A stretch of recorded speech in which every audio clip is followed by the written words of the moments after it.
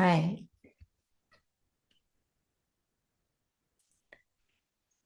So, as Bill Morgan mentioned on Monday, compassion and wisdom are two wings of the bird of Buddhism. And while we know what compassion is intellectually, it only becomes real to us when we experience it for ourselves. Only then can we develop its capacity. Compassion is the second Brahmavihara. Remember, the Brahmaviharas, loving kindness, compassion, joy, equanimity, are the qualities of heart that we want to keep developing. When the friendliness of metta encounters suffering, the heart quivers in its presence and is moved to relieve it. This quivering of the heart is compassion.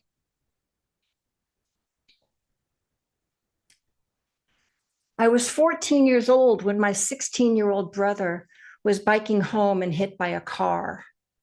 His spleen, about to rupture, was quickly removed, and the doctors failed to remove all the gauze when he was in surgery. So infection developed, and the stench was overwhelming.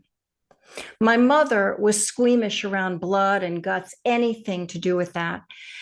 But she changed his dressing every single day. Seeing that the infection had developed, a week later, he was back in surgery. And then once again home, my mother was nursing him. Now, knowing how sheepish she was around wound care, I watched in admiration and in inspiration as not a trace of disgust was revealed in her face or her demeanor. It was pure compassion. Compassion is a field of care that goes beyond our little old selves, what we feel like, what we feel or like or think they can handle. When we put our self-view aside and we open to a wider, less personal perspective, we can do amazing things.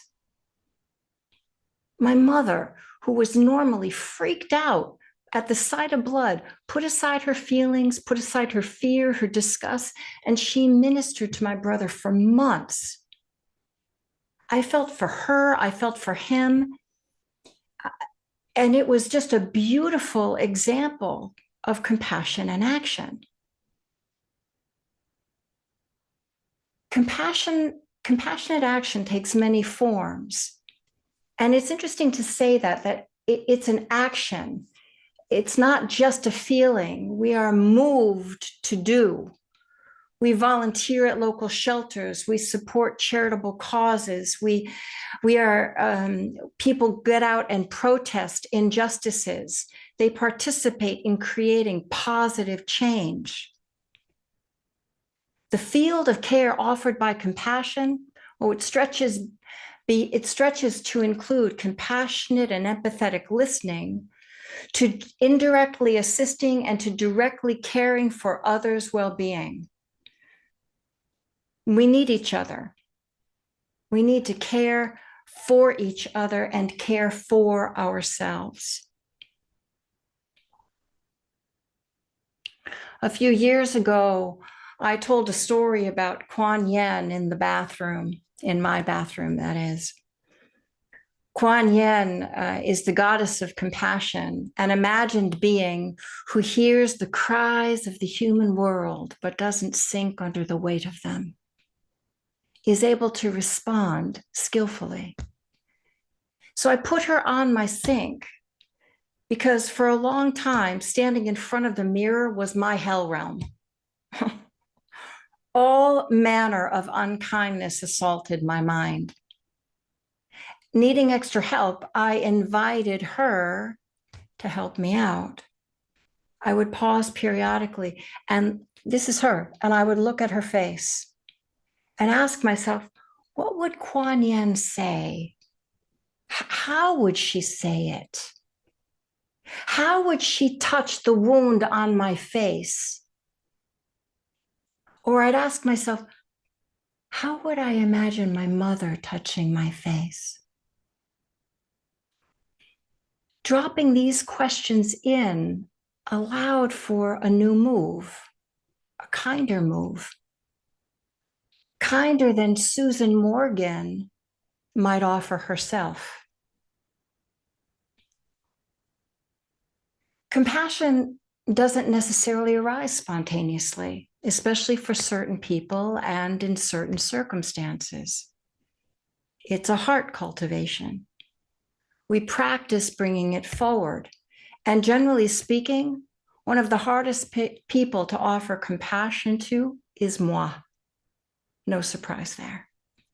We have a hard time, we're hard on ourselves, we have a hard time feeling and offering metta to ourselves, and likewise, we have a hard time offering compassion to ourselves. So I'd like to propose a practice, sort of an experiment this month, to get us in touch with compassion for ourselves in our everyday life. Because every day we say and do things that are unskillful and we cause harm. So every time you say or do something unskillful and see it, drop attention down inside and feel the ouch. Feel the constriction, feel the unpleasantness. Maybe place the hand on the heart and acknowledge that it hurts. But then remind yourself, I'm still a good person. This whole process is a compassionate move of reminding ourselves that we will hurt ourselves and hurt others, but we don't have to put ourselves in the doghouse for it, right? That we're not defined by that moment, but by what we do next, how we respond. How we respond to the suffering matters, because it is here that we begin to entrain compassion. So a simpler version of those instructions would be acknowledge, feel, let go, and remember you're still a good person. Acknowledge, feel, let go, and remember you're still a good person. Let's learn to be more compassionate with ourselves, with the small hurts that we cause out there and in here. We can do this. It's for our welfare and for the welfare of all the beings that we encounter. All right. Thank you for your kind attention. Let's open it up. And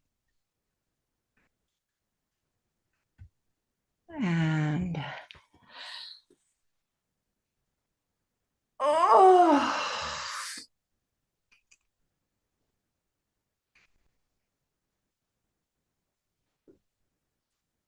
Oh.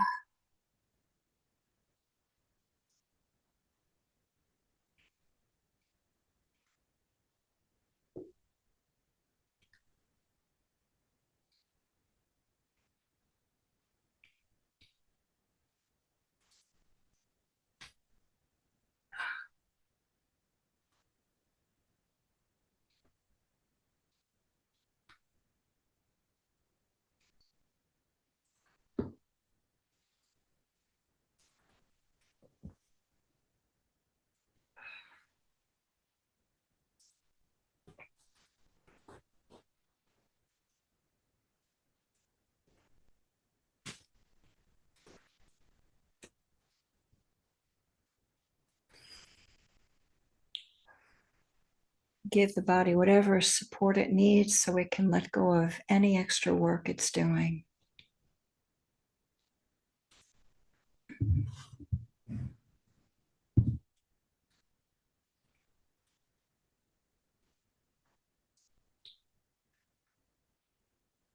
And gently close the eyes, let go of the outside world, and turn the attention squarely to the interior.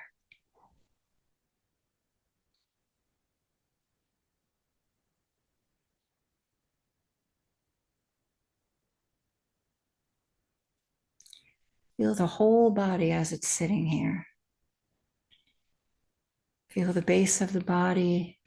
It's resting on the ground comfortably, and then grow tall out of that base and let the breath have as much room as it needs to breathe.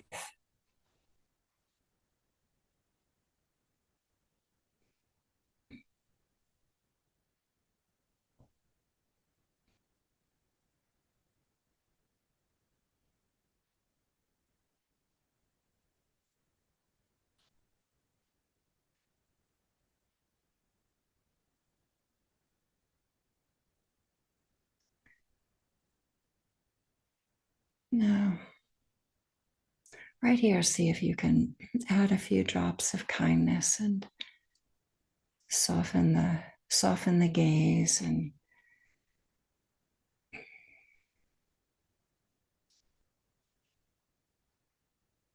let's very gently bring the attention around the body, and just give a little attention to the places that tend to collect tension.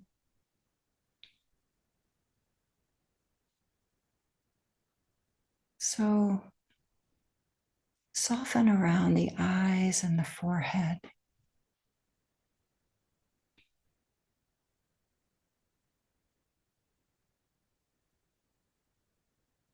Draw the attention around to the jaw and soften the jaw and the cheeks of the face.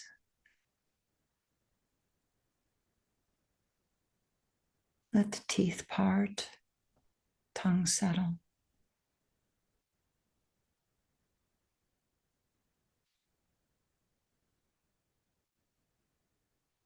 On the next exhalation, draw the attention down the neck, tops of the shoulders, let them settle down. And draw the attention all the way down the arms into the fingers and into the hands and fingers.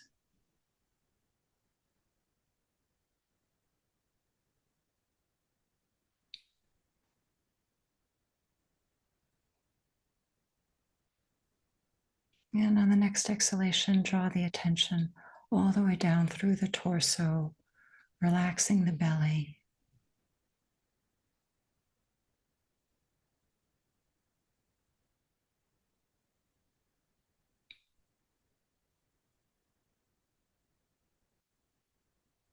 And on the next exhalation, draw the attention down through the legs into the feet onto the ground.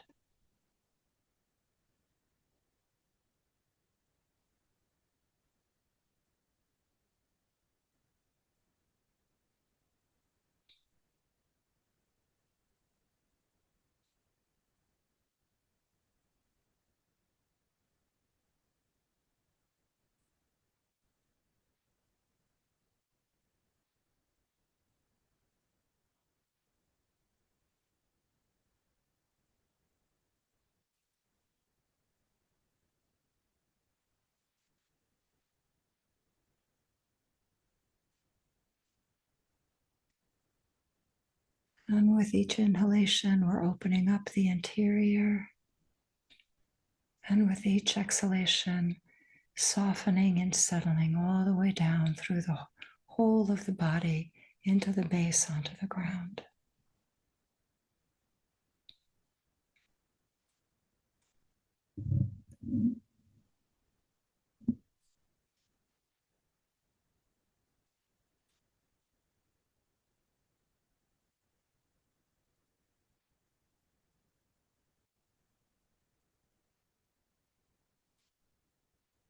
For the next little while, let's practice catching ourselves talking unkindly in the privacy of our mind. And drop the attention down into the body and feel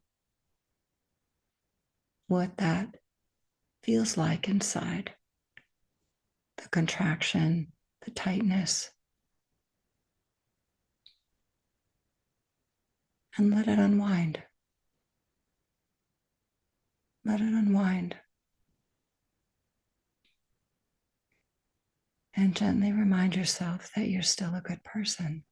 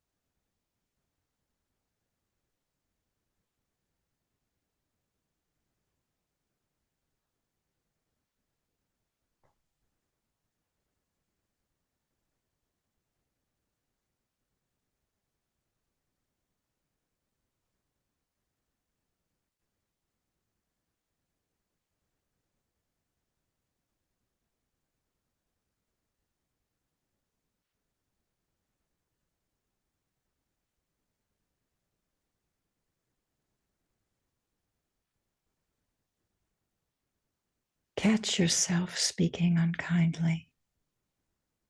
Then drop down inside the body and feel its effect. Breathe and keep letting it go. And then gently remind yourself that you're still a good person.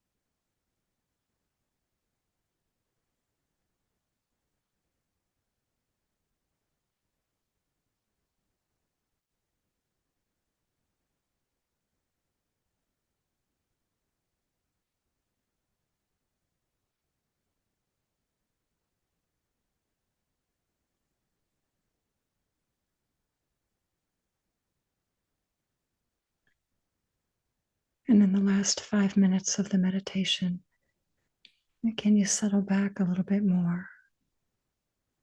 Let go of the instruction and receive the breath.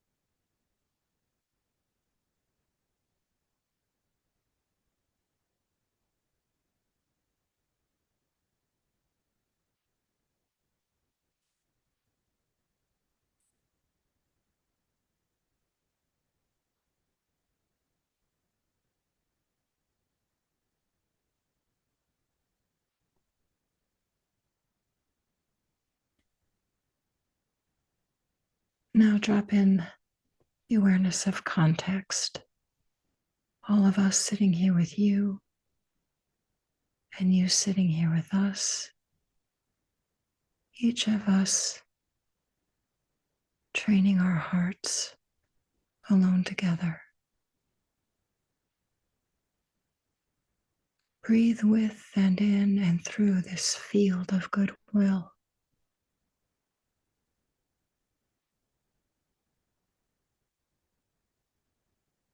Let the whole body receive the message.